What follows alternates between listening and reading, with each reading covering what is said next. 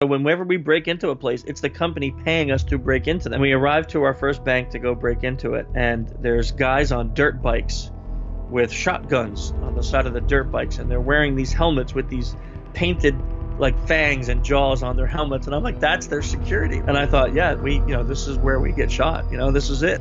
We're dead. Just to follow up, what we're doing is, are you on the VPN right now? You're on your work machine? Yes.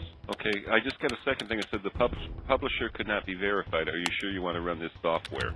Yeah, okay. Run again? Okay.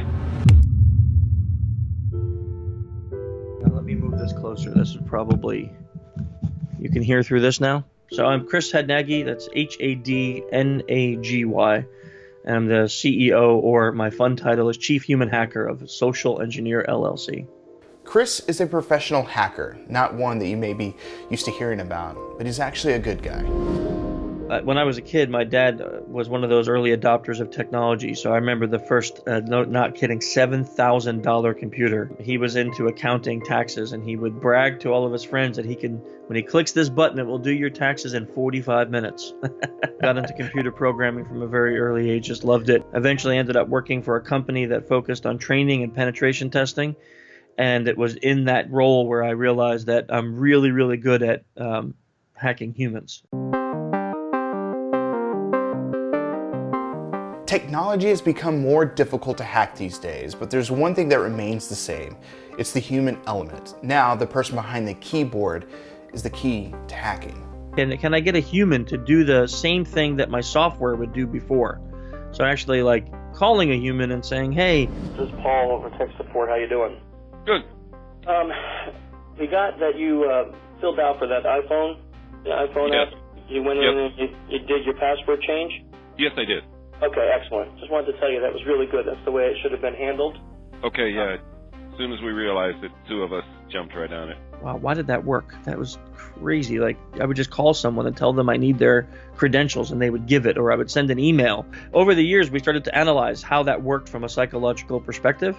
And what we started to see is that criminals started to use the same things. They started to use things that were so phishing, which is email attacks, vishing, which is voice, smishing, which is SMS-based attacks, and then impersonation, which is like impersonating law enforcement or a fellow employee or something like that. Chris became so good at human hacking that companies around the world would come to him to hack them, which ultimately led to legally breaking into buildings. The goal is to have as little people as possible know, because then it's a true test. My first time breaking into banks or any place foreign, overseas, so not America.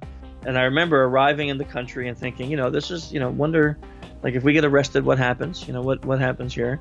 And we arrived to our first bank to go break into it. And there's guys on dirt bikes with shotguns on the side of the dirt bikes. And they're wearing these helmets with these painted like fangs and jaws on their helmets. And I'm like, that's their security. Like, we decided we're just going to walk in the front door as if we're auditors. So we did. We walked right in the front door, and I grabbed my cell phone, and I just walked right past security going, yeah, we're coming upstairs now. We're finishing the audit. And nobody stopped us. Chris quickly gained access to the ATM's testing center where he would hack several machines. He then turned his attention onto the bank's call center. I walked up to this woman and said, hey, I need you to put your password in this computer right here. And she said, in that computer? That's not mine. I'm like, I know, but I need your password in this computer. And she just did it. And then we hacked the whole. It was pretty rough. We were in the bank for probably an hour and a half or so, and hacked the ATMs, the call center, the other bank machines, and then exited. That was definitely a crazy story.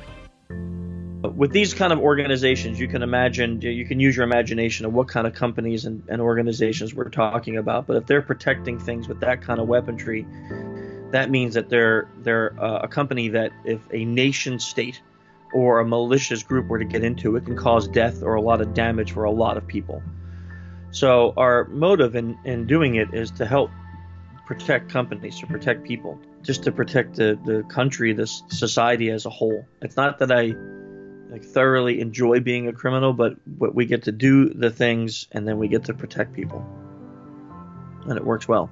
In 12 years, Chris has broken into dozens of banks, major healthcare, pharmaceuticals, and even government locations. He's been apprehended 8 to 10 times. Chris says even though he's legally doing this, he's still afraid that someone will shoot first and ask questions later. Not a problem. We'll talk to you later. Yeah. Bye. Sorry about clicking on that. Nah, it's okay. Thanks for thinking about it afterward, though. Okay, man. All right, thank you. Bye.